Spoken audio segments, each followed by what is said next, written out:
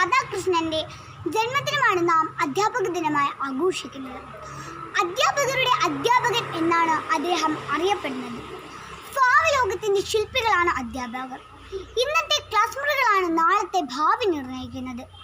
ഒരിക്കലും മാറ്റുകുറയാത്ത ശ്രേഷ്ഠമായ തൊഴിലാണ് അധ്യാപനം. ഗുരു എന്ന വാക്കിനർത്ഥം അന്ധത നീക്കുന്നവൻ എന്നാണ്. ഒരു ശാസ്ത്രജ്ഞൻ, ഒരു രാഷ്ട്രപതി എന്നറിയപ്പെടുന്നതിനേക്കാൾ ഒരു നല്ല അധ്യാപകൻ എന്നറിയപ്പെടുന്നതാണ് എനിക്കിഷ്ടം എന്ന് മുൻ രാഷ്ട്രപതി APJ അബ്ദുൽ കലാമിൻ്റെ വാക്കുകൾ അധ്യാപന ജോലിയുടെ മഹത്വം വിളിച്ചറിയിക്കുന്നു.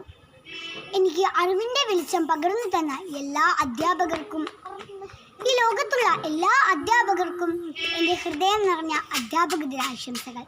നന്ദി, നമസ്കാരം.